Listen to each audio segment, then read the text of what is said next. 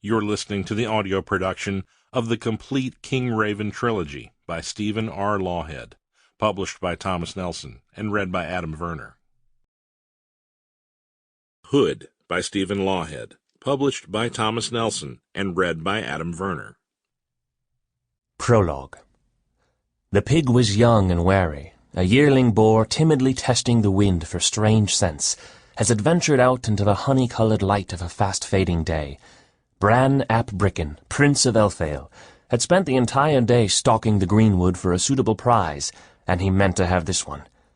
8 years old and the king's sole heir, he knew well enough that he would never be allowed to go out into the forest alone. So rather than seek permission, he had simply taken his bow and 4 arrows early that morning and stolen from the heir unnoticed. This hunt, like the young boar, was dedicated to his mother, the queen. She loved the hunt and gloried in the wild beauty and visceral excitement of the chase. Even when she did not ride herself, she would ready a welcome for the hunters with a saddle cup and music, leading the women in song. "Don't be afraid," she told Bran, when, as a toddling boy, he had been dazzled and a little frightened by the noise and revelry. "We belong to the land. Look, Bran." She lifted a slender hand toward the hills and the forest rising like a living rampart beyond.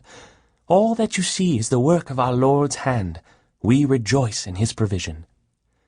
Stricken with a wasting fever, Queen Brychan had been sick most of the summer, and in his childish imaginings, Bran had determined that if he could present her with a stag or a boar that he had brought down all by himself, she would laugh and sing as she always did, and she would feel better.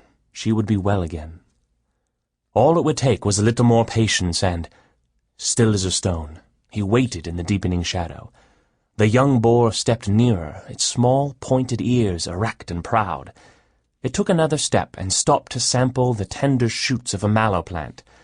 Bran, an arrow already knocked to the string, pressed the bow forward, feeling the tension in his shoulder and back, just the way Ewan said he should.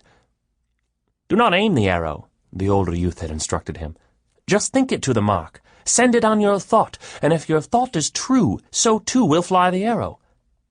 Pressing the bow to the limit of his strength, he took a steadying breath and released the string, feeling the sharp tingle on his fingertips.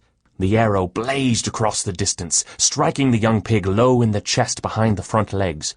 Startled, it flicked its tail rigid and turned to bolt into the wood, but 2 steps later its legs tangled, it stumbled and went down. The stricken creature squealed once and tried to rise, then subsided, dead where it fell. Bran loosed a wild whoop of triumph. The prize was his. Sample complete. Ready to continue?